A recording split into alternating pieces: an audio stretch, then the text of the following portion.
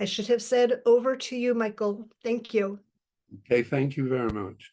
You know, when Tom first raised this idea, I thought, well, veterans is a euphemism for old geezers, really. And I thought one route into this would be to think of the afflictions that beset us old geezers, like lumbago, amnesia. And the one that struck me is nostalgia. And nostalgia is that emotion by which we look back at things that very often didn't happen and miss them.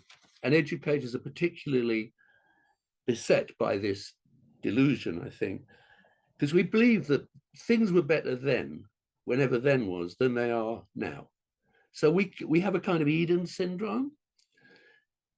And at somewhere or other, we still believe that we were the scholastic generation. We read books, we did this and that.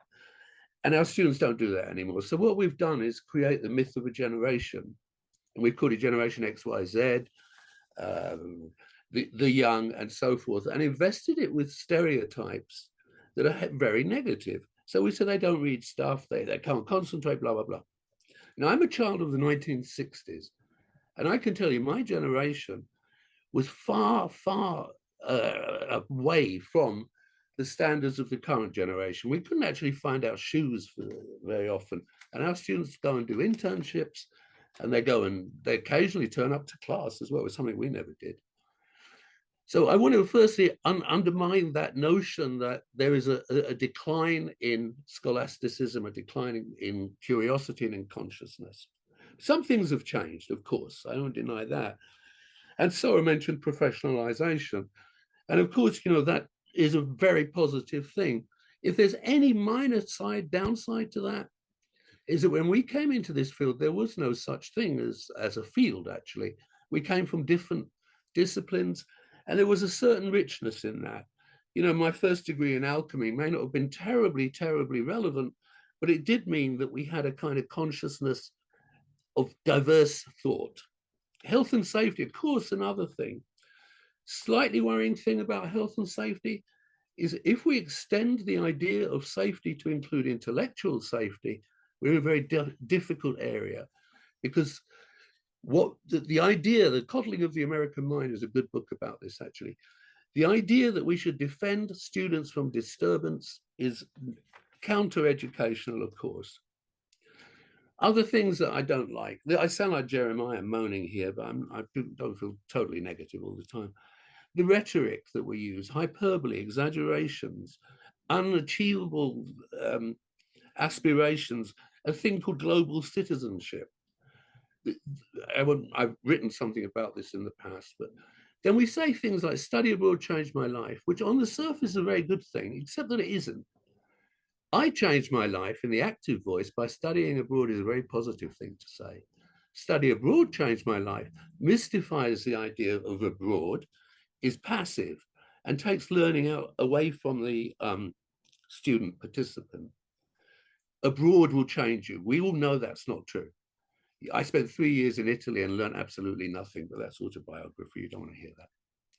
Then we also tell students, education abroad will give you a financial step up when you begin your career. Nonsense. We all know this is not. Any old Marxist will tell you class is critical here. Students do not start from a place of creativity, of equality, sorry.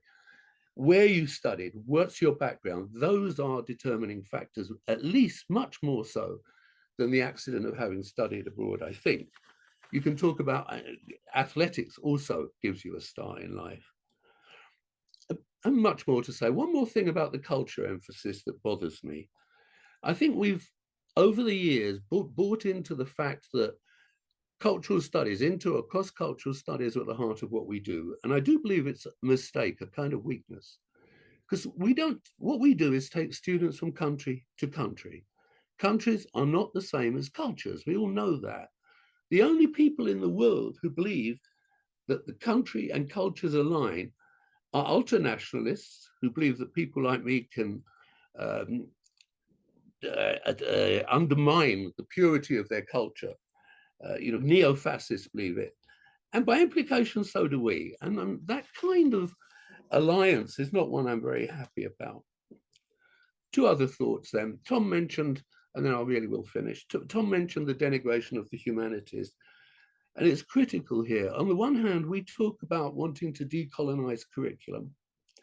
And then we allow the denigration of those disciplines that are critical to the process of decolonizing curriculum. That is history and literature, discovering hidden histories, unearthing, the archaeology of unearthing lost voices. And finally, my last real worry, and I haven't got time to say nice things. If you want to find out, you might have to read the chapter, sadly. There's a narrative of benefits that's changed inexorably, and we almost didn't notice it happening. What we now see as a benefit is that education abroad separates students who participate from the lump and rest. It gives them an advantage.